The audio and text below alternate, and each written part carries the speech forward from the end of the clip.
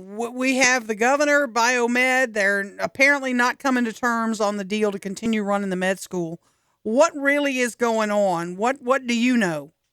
Well, we're still trying to figure that out, but I can tell you this: a lot of what I'm hearing right now sounds a lot like what we heard 3 years ago when this first deal was set in place, and that is a lot of behind closed doors, secret.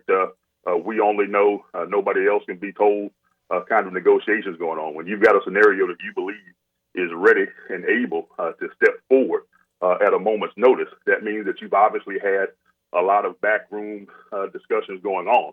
All of this, I think, is as a result of what has now been an effort to essentially put the folks from Biomed in a position to where they cannot effectively operate. If you'll go all the way back, you'll remember when we started talking about this, this was an issue of funding in terms of what would come from these past legislative sessions. And there was money that was put into the budget that was being asked for the medical school, that the medical school was expecting to be able to get from the hospital, from University Health.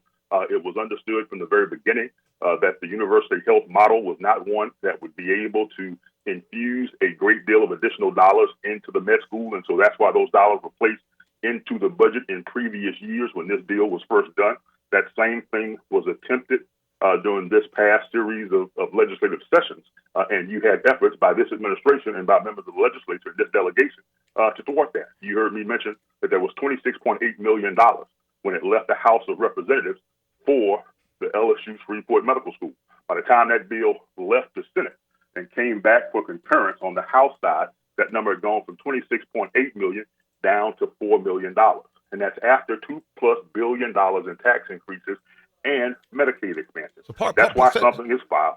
Something's filed in this situation. There's an agenda that we aren't aware of, but obviously there's a group of folks who've been working and they're ready and willing and able to try and step in at a moment's notice once this thing falls down. So if it does fall down. When Senator Tarver says, when Aaron says, who is the nonprofit that you say is ready to take over for Biomed at a moment's notice, Mr. Gregg said, why, they could take over tomorrow.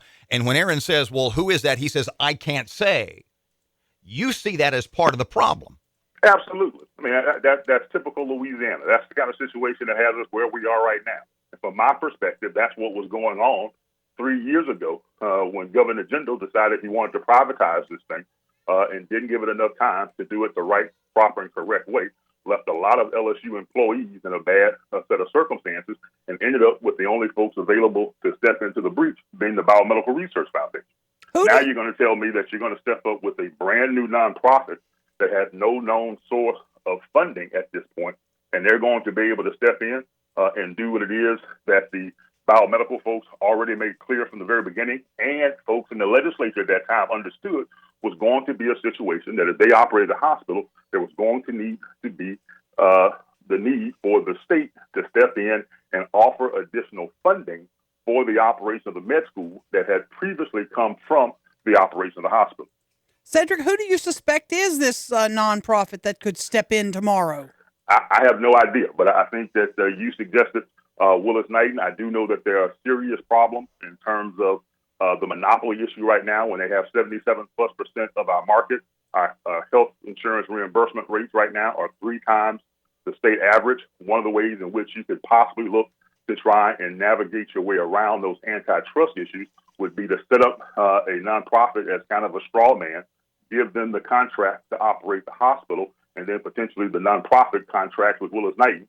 So essentially you end up with the same thing, just with some layer in between the invitation of the state and our governor and this administration has given us an even greater monopoly in the Shreveport, Bossier, Northwest Louisiana area, none of which is a good thing. Is Biomed this black-hatted villain that Mr. Gregg paints them as?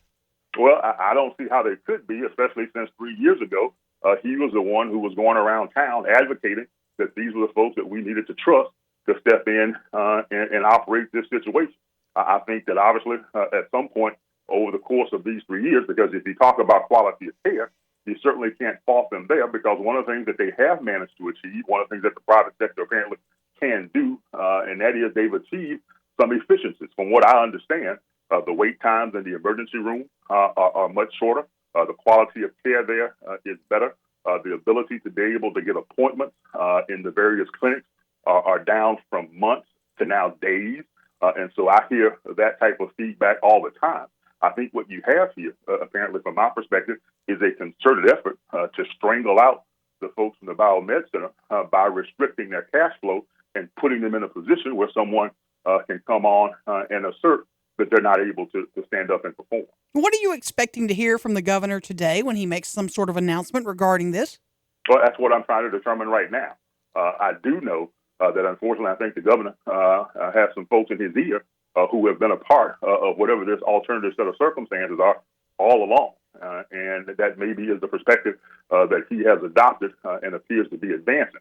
Again, the thing that I say is that in the light of $2+ billion in additional taxes that we voted on these past legislative sessions, and the expansion of Medicaid in this state, where you have several 100,000 more folks now able to access health care, and the funding that goes along with that, for us to find ourselves in this situation is something that I find very sad and very deplorable, and I'm obviously highly disturbed by it.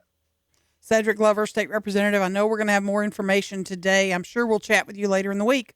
Look forward to it.